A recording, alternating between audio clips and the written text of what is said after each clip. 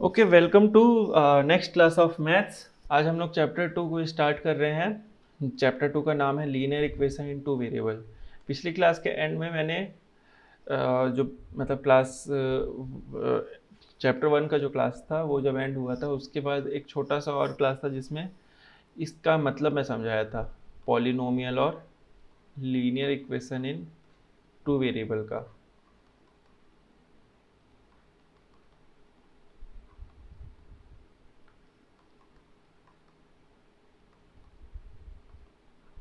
ठीक है, तो अभी पॉलिनोमियल को मैं बता चुका हूँ तो इस पर नहीं जाएंगे। We shall directly move to linear equations in two variable. अभी इसमें हर वर्ड का मतलब एक एक बार देख लो। लीनियर मतलब होता है जब किसी वेरिएबल के पावर में केवल वन होता है, उसको बोलते हैं हम लीनियर। उसको क्या बोलते हैं? लीनियर। ठीक है। और इक्वेशन मतलब होता है इक्वल टू एक तरफ एल एच एस एक तरफ आर एच एस इन टू वेरिएबल्स। टू वेरिएबल मतलब कि जैसे पॉलिनोमियल में हमारे पास केवल x होता था या तो केवल y होता था। इसमें क्या होगा, एक ही इक्वेशन में x और y दोनों साथ में होंगे, तो ये यहाँ पे x और y दोनों अलग अलग वेरिएबल होंगे। ठीक है। वेरिएबल में पिछली क्लास में बताया था क्या होता है, anything which has variety of values. ठीक है, वेराइटी ऑफ वैल्यूज़, तो इसको हम बोलते हैं वेरिएबल। ठीक है।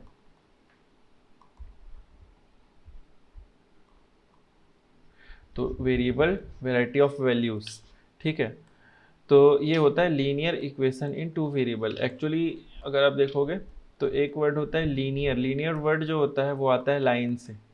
ठीक है। अगर आप किसी लीनियर इक्वेशन का ग्राफ बनाओगे तो वो लाइन मिलेगा हमेशा। ठीक।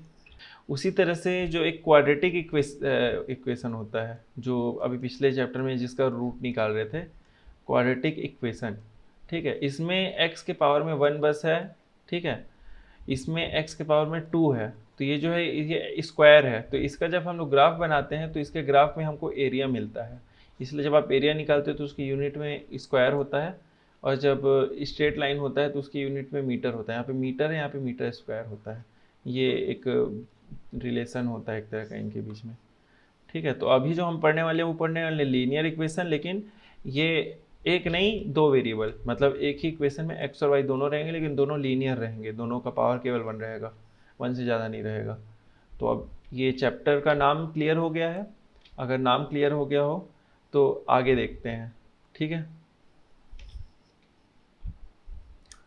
ये इस बुक में देखोगे तो एक उसके एग्जाम्पल से बताया है कि Reema ask Salma if one fourth portion of a pole is painted blue, one third red and the remaining 10 metre are painted black, what is the height of the pole. तो ये जो है एक एग्जाम्पल बता रहा है, रियल लाइफ एग्जाम्पल, कि real life example में हम उसको कैसे यूज़ कर सकते हैं, जो वेरिएबल होता है उसको हम कैसे यूज़ कर सकते हैं, ये उसके बारे में बात कर रहा है। ठीक है। तो देखो ये क्या बोलने की कोशिश कर रहा है। ठीक है। इसको थोड़ा सा ग्राफिकली ड्रॉ करके देखते हैं कि क्या बोलने की कोशिश कर रहा है। तो ये यहाँ पे ये बताने की कोशिश कर रहा है कि रीमा पूछती है सलमा से कि एक पोल है। ठीक है। इस तरह से एक पोल है। ठीक है। ये स्ट्रेट पोल है। ठीक है। इसको स्ट्रेट समझिएगा। ठीक। तो इस पोल में क्या बोला जा रहा है कि इसका वन फोर्थ कैसा है? ब्लू। ठीक। वन थर्ड कैसा है? रेड। और बाकी जो बचा है लेफ्ट, वो कैसा है? वो है ब्लैक। तो अब पोल कितना है उसको निकालना है, पोल का हाइट कितना है। ठीक है। तो इसने अब क्या बताया है, एक चीज़ और बताया है कि रिमेनिंग 10 मीटर्स, मतलब जो बचा हुआ 10, मतलब ये जो लेफ्ट है बचा हुआ है, ये क्या है? ये है 10 मीटर। ठीक। मतलब बचा हुआ 10 मीटर है, ये मान लो कि बचा हुआ है जो लेफ्ट पोर्शन। ठीक। एक पोर्शन वन थर्ड है इसका, पूरे का वन थर्ड, और ये पोर्शन जो है ये वन फोर्थ। ठीक। तो अब इस इक्वेशन इसको सॉल्व करने से पहले हमको ये क्वेश्चन को थोड़ा अच्छे से समझना पड़ेगा। ठीक। ये क्वेश्चन बोलना क्या चाह रहा है कि एक पोल है, इसका वन फोर्थ मतलब क्या होता है कि जैसे कि ये है, इसके चार हिस्से किए हमने, एक दो तीन चार, तो 1/4 का मतलब होता है 1/4, मतलब इन 4 हिस्से में एक हिस्सा, 1/4, इसको 1/4 बोलते हैं। ठीक है, 1/4 मतलब 1/4। तो 1/4 मतलब ये 1/1 2 3 4, ये 4 में से एक, अगर इसके 4 हिस्से किए जाएं उसमें से एक। उसी तरह से 1/3 का मतलब क्या होता है, 1/3 का मतलब होता है कि ये पूरा है, इसके 3 हिस्से करेंगे नीचे वाला और एक इसमें से। उसी तरह से अगर 2/3 है तो मतलब इसके 3 हिस्से करेंगे और इसमें से 2। तो ये 2/3 1/3 ये सब का मतलब होता है। तो क्वेश्चन क्या बोल रहा है कि 1/4 में ब्लू है, मतलब इसके अगर 4 हिस्से करेंगे उसमें से एक आएगा वो होगा ब्लू, और इसी के 3 हिस्से अगर करते हैं बराबर 3 हिस्से, तो उसका जो एक हिस्सा है वो है 1/3। ठीक है, तो ये सुनने में बड़ा कॉम्प्लिकेटेड लग रहा है। हम ये लॉजिक चलो स्टार्टिंग के लिए लगा सकते हैं कि इतना अगर 10 है, ये वाला हिस्सा अगर 10 है, तो ये 10 को, ठीक है, हमारे पास बस ये 10 है, हमको क्या निकालना है, टोटल निकालना है। ठीक है, तो ये सुनने में ऐसे कॉम्प्लिकेटेड लग रहा है इसको डायरेक्ट करेंगे तो, लेकिन अगर हम जो हमारे पास अननोन चीज़ें हैं, ठीक है, अननोन है जो, जिसको हम नहीं जानते, ठीक, उसको हम कोई वेरिएबल असाइन कर दें तो ये चीज़ बहुत इजी हो जाएगी। ठीक है, तो देखो ये क्या कर रहा है, जो निकालना है ना, जिस चीज़ को निकालना है, ठीक, उसको आप x मान लो। तो हमें क्या निकालना है, हमें हाइट ऑफ पोल निकालना है। क्या निकालना है, हाइट ऑफ पोल निकालना है। ठीक है, तो हाइट ऑफ पोल निकालना है। ठीक, तो अब इसको मैं बोर्ड में समझाता हूँ, थोड़ा ज़्यादा अच्छे से समझ में आएगा। देखो क्वेश्चन क्या है, इसको एक बार अच्छे से समझते हैं पहले। जैसे इस तरह से ये एक पोल है, ठीक है, अब इस पोल में जो हमारा 1/4 पोर्शन है, इतना है ना, ये ब्लू है 1/4 इसका। ठीक, फिर इसका 1/3 जो है वो है रेड। ठीक, और जो इसमें बचा हुआ ये पोर्शन है ये ब्लैक है। ठीक है, 10 मीटर है जो। ठीक, तो हमें क्या पता निकालना है, पूरा हाइट निकालना है हमको यहाँ से यहाँ तक का। ठीक, तो जो निकालना है उसको हमेशा एक वेरिएबल ले लो, मैंने x ले लिया। ठीक है, let x equals to height. ठीक, इस तरह से इसको ले लिए हाइट। अब क्या करेंगे, अब देखो, अब इनिशिएशन करना है, इसमें एक लॉजिक लगाना है कि कैसे निकलेगा। तो हमको निकालना है टोटल, तो हम ये जानते हैं, ये तो समझ में आ रहा है कम से कम कि जो टोटल होगा ये इन तीनों को जोड़ के आएगा। तो हम लिखेंगे x equal to blue plus red plus black. यहाँ तक कोई दिक्कत है, कोई दिक्कत नहीं है यहाँ तक।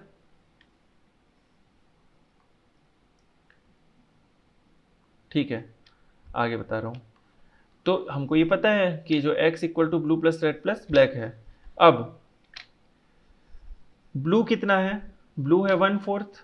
ठीक है, 1/4 किसका है, लेकिन पूरे का 1/4 है ना, यहाँ से यहाँ तक ये पोल है पूरा, इसके 4 हिस्से किए और इसमें से ये एक है, तो पोल का पूरा हमने अभी जस्ट कितना माना है, पोल को x माने है ना, तो पोल का पूरा लेंथ अगर हम x माने तो उसके हिसाब से ये जो है ये 1/4 ऑफ x है।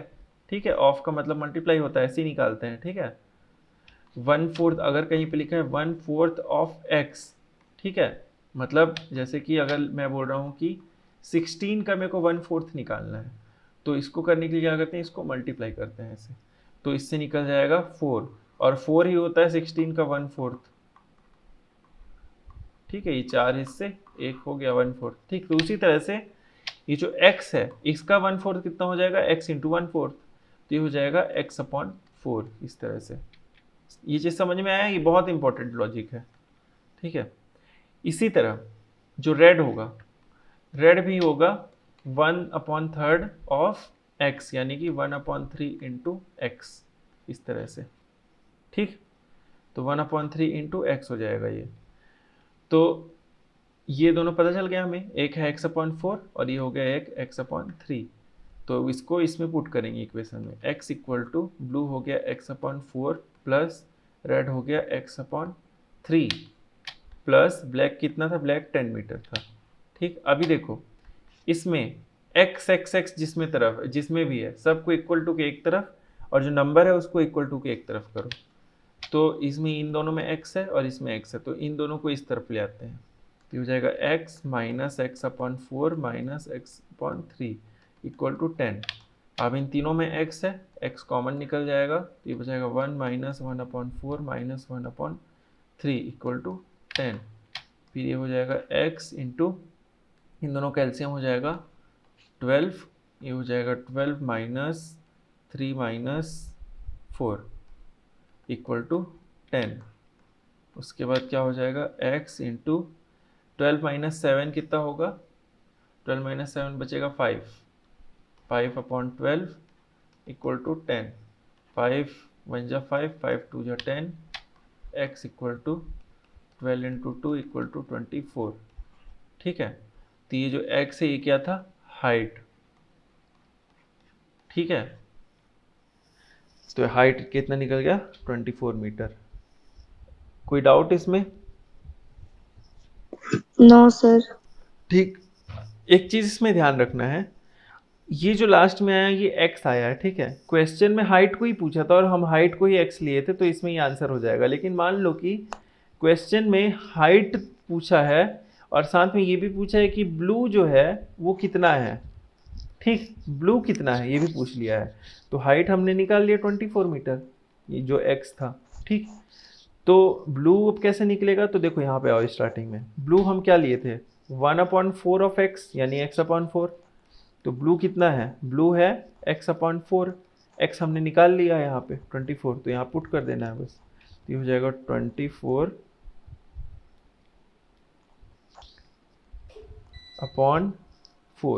ये हो जाएगा 6। तो ये जो ब्लू है ये 6 मीटर है एक्चुअली। इसको आप देखो क्रॉस चेक भी कर सकते हो, 24 टोटल आना चाहिए, तो ये आ गया आपका ब्लू। इसी तरह से रेड कितना आएगा, 1/3 ऑफ x, तो रेड हो जाएगा 24/3 यानी कि 8।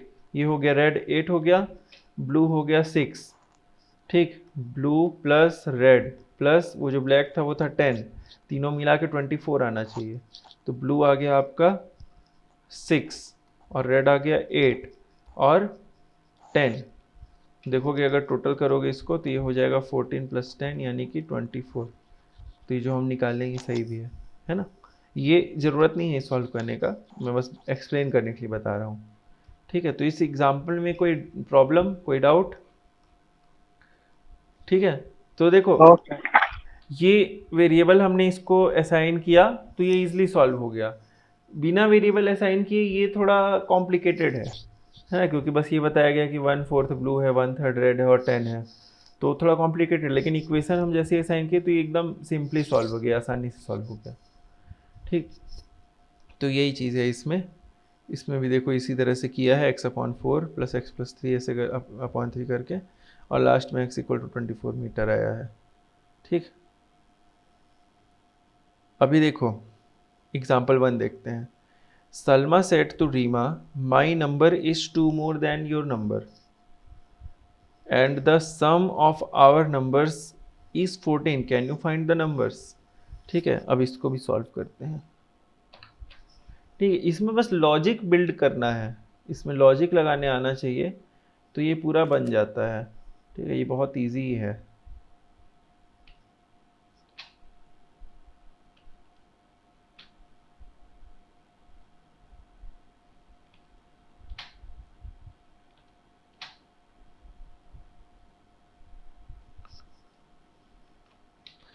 तो देखो इस क्वेश्चन को देखते हैं।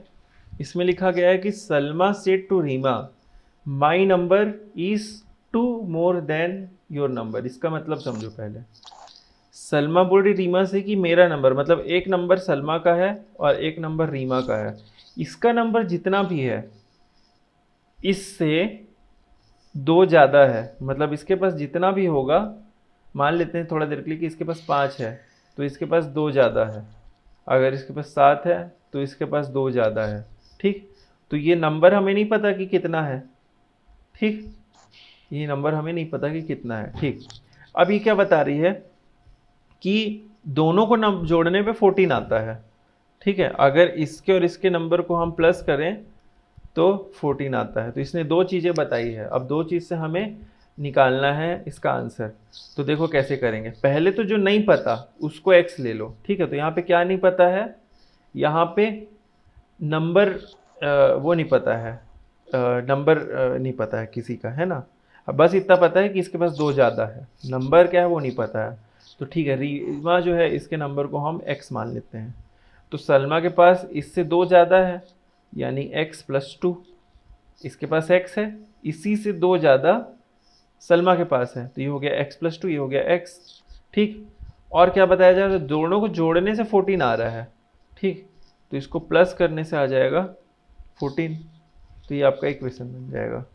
अब इसको वैसे ही सॉल्व करना है, x वाला टर्म एक तरफ, नंबर एक तरफ। तो ये हो जाएगा x + x = 14 - 2, ये 2 इधर चला गया, फिर हो जाएगा 2x = 12, फिर हो जाएगा x = कितना हो गया 12/2 दैट इज 6। तो x का वैल्यू है 6। अब यहाँ पे आते ही इसको आंसर नहीं लिखना है, x हम क्या लिए थे, x हम रीमा का नंबर लिए थे, तो ये रीमा का नंबर है, ठीक है। रीमाज नंबर x = 6 आया है, ठीक। अभी सलमा का नंबर निकालना बाकी है क्योंकि यहाँ पे दोनों नंबर निकालना है। तो सलमा का नंबर क्या है, सलमाज नंबर कितना है, इससे दो ज़्यादा है, x+2 है, तो ये हो जाएगा x+2 = 6+2 = 8। तो इसका नंबर 8 है और इसका नंबर 6 है। Any doubt in this question, any doubt, no doubt है तो पूछिए।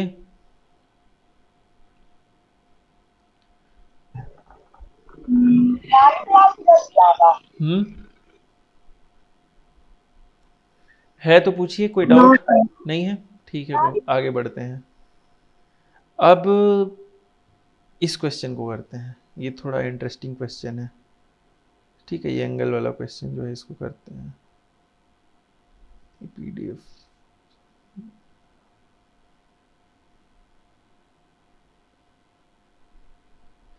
ये वाला एंगल वाला क्वेश्चन करते हैं, ठीक है। एग्जाम्पल 2,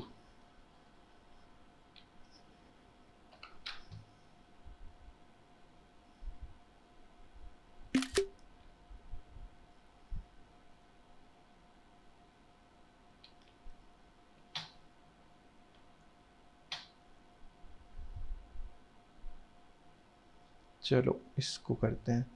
तो चलिए अदिति आप बताइए इसको कैसे स्टार्ट करना है, इसको पढ़िए एक बार, और इस सॉल्यूशन में एक लाइन भी दिया है, इसको भी चलो यूज़ कर लेना हिंट के जैसे। इसको काटना था, मैं कट नहीं किया। चलो बताओ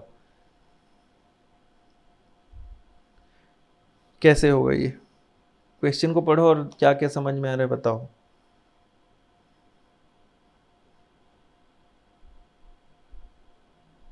सर ट्रायंगल है एक ट्रायंगल है जिसको मतलब उसके 3 साइड्स होते हैं, उसमें 3 एंगल होते हैं। हाँ तो इसके, उसके 3 एंगल्स क्या क्या हैं? अच्छा इसमें एक फिगर भी है ना, फिगर दिखा है गिवन बिलो, फिगर को भी देखना पड़ेगा, फिगर का भी स्क्रीनशॉट करके बीच में बगल में रख देता हूँ।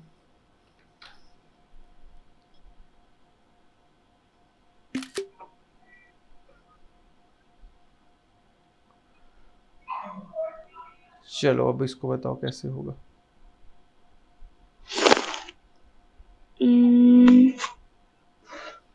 दिख रहा है अच्छे से, यस सर। ठीक है बताओ कैसे होगा।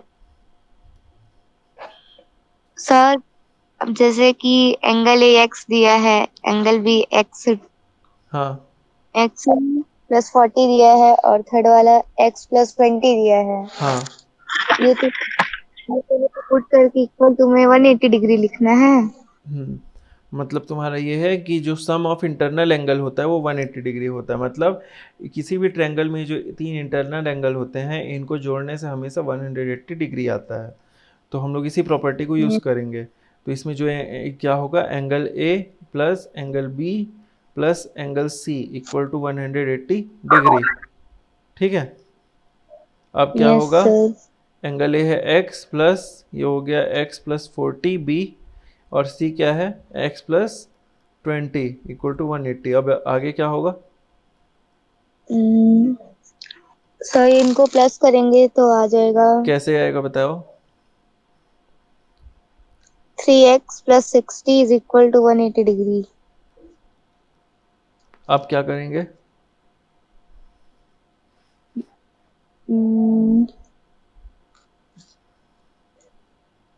सर 3 से डिवाइड करेंगे। No sir. नहीं, पहले टर्म जब एक बचता है तब मल्टीप्लाई या डिवाइड करते हैं। अब यहाँ पे देखो दो टर्म है तो ये इधर चला जाएगा, ठीक। सर 180 को 60 से माइनस करके। उल्टा, 60 को 180 से माइनस करेंगे, इस तरह से हो जाएगा ना, 60 इधर जाएगा, वेरिएबल्स को एक तरफ, नंबर को एक तरफ। तो अब ये नंबर है तो नंबर को इधर पहले भेजेंगे, तो ये प्लस 60 से माइनस 60 हो जाएगा, तो ये हो जाएगा 3x इक्वल टू 120 एंड इसके बाद हो जाएगा x इक्वल टू 40 डिग्री। तो अभी ध्यान देना है कि यहाँ पे क्या निकला है, x निकला है, ठीक है। ये दिस इज नॉट आंसर, ठीक है। क्वेश्चन में क्या पूछा है, what is the value of each internal angles, मतलब हर इंटरनल एंगल निकालना है। तो अब एक एक करके निकालेंगे। Angle A equal to, angle A कितना था, x, तो equal to x equal to 40 degree. फिर एंगल बी इक्वल टू कितना है, x प्लस 40, यानी कि x plus 40 equal to 40 plus 40, ठीक है। तो ये कितना हो जाएगा, 80 डिग्री। इस तरह से angle C equals to x plus 20 equal to 40 plus 20 equal to 60 degree. तो ये तीनों जो है, ये आंसर है आपका, एंगल ए बी और सी, ठीक है। ये चीज़ हमेशा ध्यान रखना है, जो आप लास्ट में निकाल रहे हो उसको एक बार चेक करना है कि वो x क्या है, जो पूछा गया वही है कि कुछ और है, ठीक। अब एक क्वेश्चन अबान बताएगा, ठीक है। अब एक क्वेश्चन अबान से पूछा जाए तो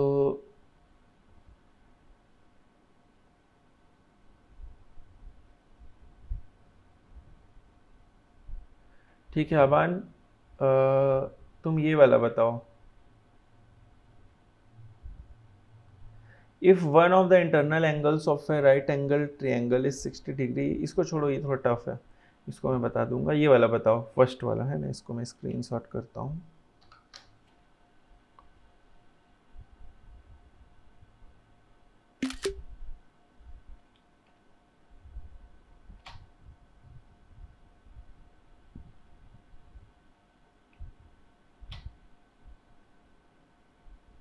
चलिए अबान बताइए।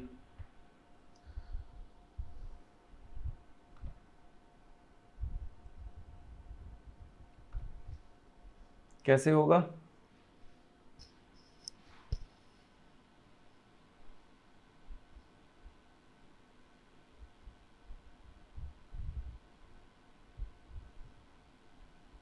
अबान,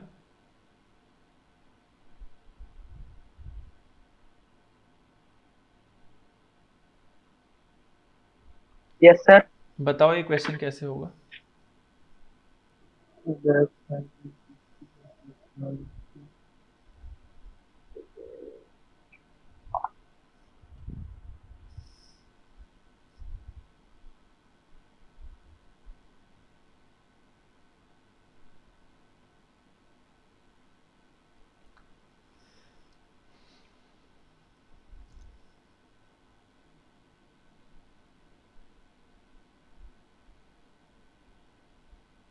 बनेगा?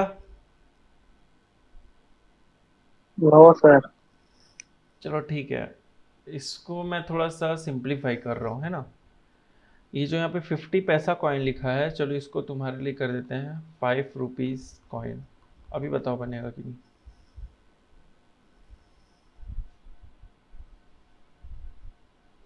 सर मुझे थोड़ा क्वेश्चन नहीं समझ में आया, तो समझा ये दीजिए। बोल रहा है कि एक बैग है, इस बैग के अंदर केवल 50 पैसे, लेकिन मैं बोल रहा हूँ चलो 5 रुपए के सिक्के हैं, ठीक है। 5 रुपए के ही सिक्के हैं, 50 रुपीज़ कॉइन है।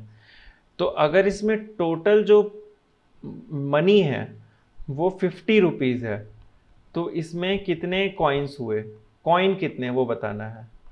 ये देखो, find the number of coins, कितने सिक्के हैं वो बताना है। 10। 60 को 5 से डिवाइड कर दो। 50 को 5 से डिवाइड कर देंगे तो आ जाएगा, ठीक है, लेकिन इसको हम लोग को वेरिएबल यूज करके सॉल्व करना है। तो देखो, ऑलवेज अननोन, जो नहीं पता है, उसको क्या लेना है, x। तो यहां पे क्या नहीं पता है, नंबर ऑफ कॉइन, जो पूछा गया है नंबर ऑफ कॉइन, तो नंबर ऑफ कॉइन को हम क्या ले लिए, x ले लिए, ठीक। उसके बाद लॉजिक यहाँ पे क्या लगाओगे, लॉजिक ये लगाओगे कि 50 रुपए जो आया वो कैसे आया, वो ऐसे आया कि जितने कॉइन थे उसमें आपने मल्टीप्लाई किया, क्या मल्टीप्लाई किया, उसमें आपने मल्टीप्लाई किया 5, ठीक है। एक कॉइन 5 रुपए का है, जितने भी कॉइन थे वही मल्टीप्लाई हुआ ना, जो आप 10 आंसर दे रहे हो वो नंबर ऑफ कॉइन मल्टीप्लाई कर रहे हो ना, तो जितने कॉइन थे वो मल्टीप्लाई किए तभी तो 50 आया, ठीक है। समझ रहे हो क्या बोल रहा हूँ, समझ में? नहीं सर, ये बहुत सिंपल है, ये बस इतनी सी बात है कि जैसे कि 5 रुपए के सिक्के हैं, अब 5 रुपए के ऐसे करके 10 सिक्के हैं टोटल, तो आप इसको कैसे करते हो, 5 इंटू 10 करते हो तो 50 आता है ना। तो मैं यही लॉजिक तो लिख रहा हूँ, बस यहाँ पे मैं कैलकुलेट करके गैस नहीं किया, ठीक है। मेरे को ये निकालना है, ये जो 10 है तो मैं इसको x मान लिया, समझ रहे हो ना।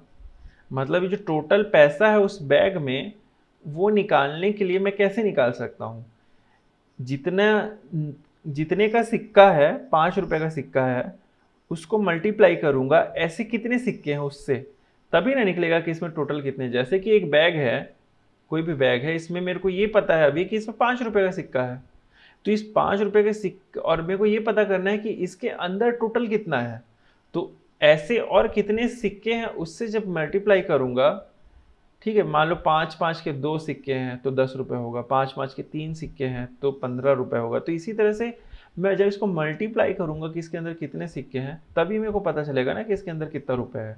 समझ में आया?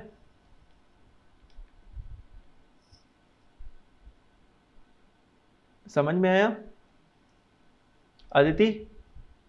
Yes sir. Aban? Yes sir.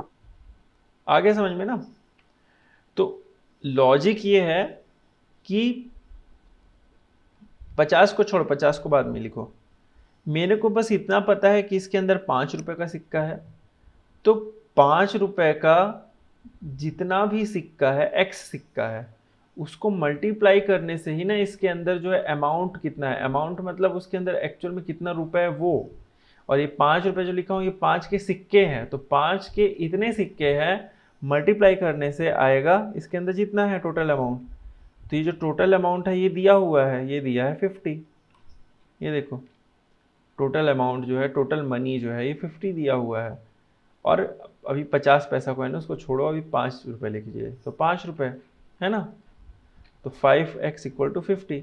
अब x को एक तरफ रखो, ये 5 यहाँ मल्टीप्लाई में तो इधर जाके डिवाइड में हो जाएगा, अब आएगा 10। तो उतना ही आया, करेक्ट आंसर आया, ठीक। लॉजिक समझ में आया ना, ठीक है। लॉजिक समझ में आया ना? Yes sir. ठीक। अब देखो क्वेश्चन में जो पूछा है उस पे आते हैं।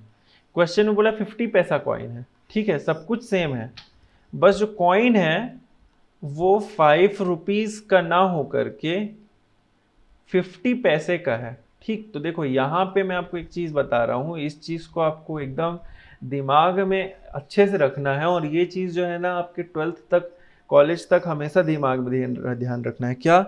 यूनिट्स, ठीक है। यूनिट मतलब क्या होता है, किसी भी चीज़ को आप किस में गिन रहे हो, ठीक है। तो जैसे कि यहाँ पे ये जो टोटल है, टोटल ये रुपीज़ में दिया हुआ है तो इसकी यूनिट रुपीज़ है ना।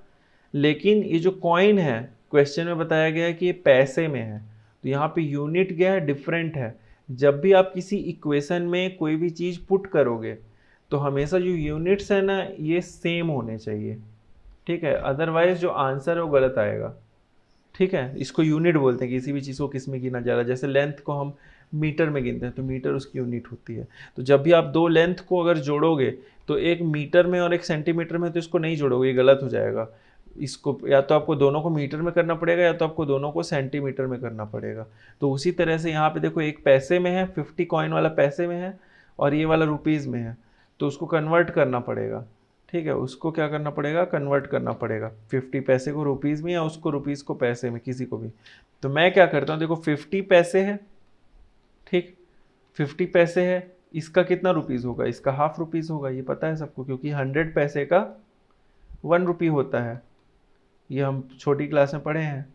तो उसी तरह से 50 पैसे का क्या होगा, हाफ रुपीज़ होगा, मतलब इसको 1/2 रुपीज़ लिख सकते हैं अपन, ठीक है। तो 1/2 रुपीज़ इसको लिख लेंगे, या फिर 0.50 रुपीज़, एक ही बात है। तो अब बस इक्वेशन सब सेम रहेगा। उसमें हम क्या किए थे, जब 5 रुपये का सिक्का था तो 5 × x = 50 लिखे थे, ठीक। अब हमारे पास कितने का सिक्का है, आधे रुपए का, ठीक, 50 पैसा यानी आधा रुपए का। इसकी कितने सिक्के हैं, x सिक्के हैं, और टोटल कितना आ रहा है, 50 रुपीज़ आ रहा है। अब सेम इक्वेशन है, बस नंबर 5 की जगह हाफ हो गया है, तो x = ये 1/2 इस तरफ जाएगा, तो ये अभी मल्टीप्लाई में है तो इधर जाके डिवाइड में हो जाएगा, तो 50 / 1/2। ध्यान देंगे यहाँ पे 50 से 2 को नहीं डिवाइड कर रहे हैं, मतलब 2 से 50 को नहीं डिवाइड कर रहे हैं, 1/2 से 50 को डिवाइड कर रहे हैं।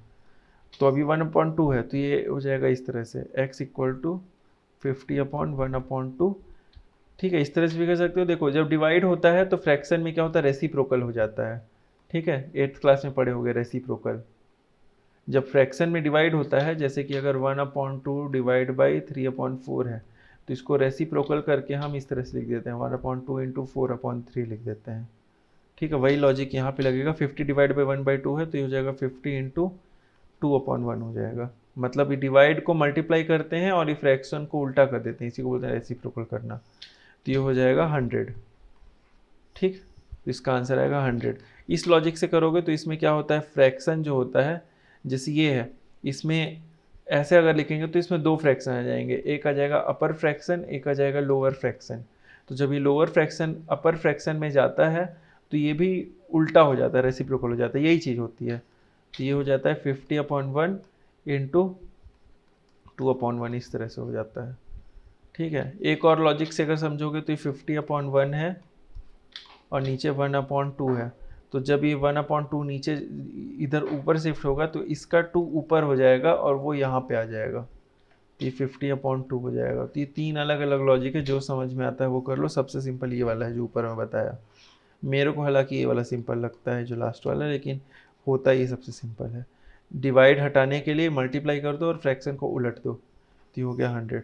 Any doubt here?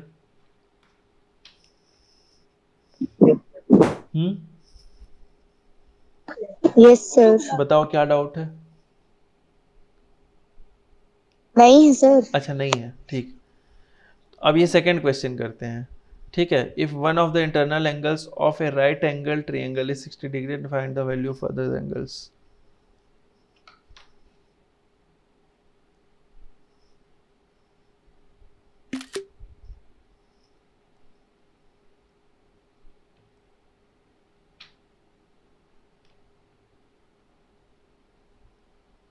चलो इसको करते हैं अब, है ना। देखो इसमें क्या बोल रहा है, if one of internal angles, ठीक है, of A right angle triangle. Right angle triangle क्या होता है, राइट एंगल ट्रायंगल यानी कि ये, ठीक है। राइट एंगल ट्रायंगल मतलब क्या होता है, एक ऐसा ट्रायंगल जिसमें एक 90 डिग्री का एंगल होता है, ठीक है, इसको बोलते हैं राइट एंगल ट्रायंगल, ठीक है। तो ये क्या बोल रहा है कि एक राइट एंगल ट्रायंगल है जिसमें one of internal angle is 60 degree, मतलब एक इंटरनल एंगल 60 डिग्री है। Then find the value of other angles. तो देखो सबसे पहले हमें क्या बताया गया है, गिवन में क्या बताया गया है कि राइट एंगल ट्रायंगल है ये, ठीक है। इसका नाम अगर ABC है तो given ABC is a right angled triangle, right angle triangle. ठीक है, इसको चाहे तो और अच्छा करने के लिए इसमें एक लाइन और ऐड कर सकते हो, इसी के आगे एंगल के बाद comma, right angled at B. इसका मतलब क्या है, राइट एंगल्ड एट बी का मतलब है कि इसमें जो बी है उसमें इसका राइट एंगल है। ठीक, तो इससे ये पता चल गया कि बी में राइट एंगल है, मतलब 3 में से एक एंगल पता चल गया, बी 90 डिग्री। ठीक, अब ये क्या बोल रहा है, one of the internal angle is 60 degree. ठीक है, तो इसको क्या करते हैं, और क्या गिवन है कि one of internal angle equal to 60 degree. ठीक है, तो इंटरनल एंगल क्या मतलब ये तीनों में से कोई भी हो सकता है। ठीक है, लेकिन बी ऑलरेडी 90 डिग्री है।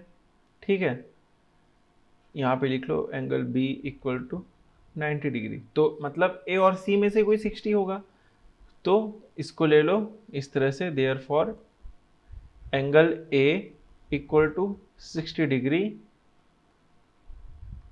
लेट्स एज्यूम, है ना। मतलब हमने ये बताया रहा है कि कोई एक है, तो बी तो 90 डिग्री है, ए और सी में से होगा, तो हमने एज्यूम कर लिया कि ए 60 डिग्री है। तो अगर ए 60 डिग्री है तो इन डेट केस एंगल सी क्या होगा। अब एंगल सी की बारी आई, तो एंगल सी को आप कर लोगे एक्स। सर 30 आ रहा है। 30 ही आएगा, वो बहुत ईजी है, लेकिन हमको स्टेप समझना है ना, फिर एग्जाम में कैसे लिखोगे, है ना। वो तो देख ही के ही लग रहा है कि 180 डिग्री टोटल है, तो 90 + 60 होगा, तो एक बचा हुआ जो है वो कितना हो जाएगा, तो वो तो लॉजिक से ही समझ में आ रहा है कि ये क्या होगा, 30 आएगा, यस है ना। लेकिन हमको स्टेप से चलना है, तो एंगल सी को हमने ले लिया एक्स। ठीक है, कैसे कैसे किए, बी आ गया 90 degree, right angle at B ले लिए, ए को ले लिए 60 और सी को ले लिए एक्स। ठीक, अब क्या लॉजिक लगाएंगे कि we know that sum of internal angles of a triangle is 180 degree, therefore angle A plus angle B plus angle C equal to 180 degree, equal to angle A हो गया कितना 60 degree plus 90 degree plus x equal to 180 degree, फिर ये हो गया x equal to 180 degree minus 150 degree, फिर ये हो गया x इक्वल टू 30 डिग्री, तो x आया 30 डिग्री। अगेन x क्या है, एंगल C। ठीक है, तो एंगल C, क्वेश्चन को चेक करो, क्वेश्चन क्या पूछा था, find the value of other angles, यानी सबका वैल्यू निकालना है। तो एंगल B कितना हो जाएगा, so angle B equal to, angle B तो हमने ऑलरेडी निकाल चुके हैं, है ना, तो इसको आप इस तरह से लिख दो, answer angle A equal to 60 degree, angle B equal to 90 degree और angle C equal to 30 degree. इसको इस तरह से करेंगे।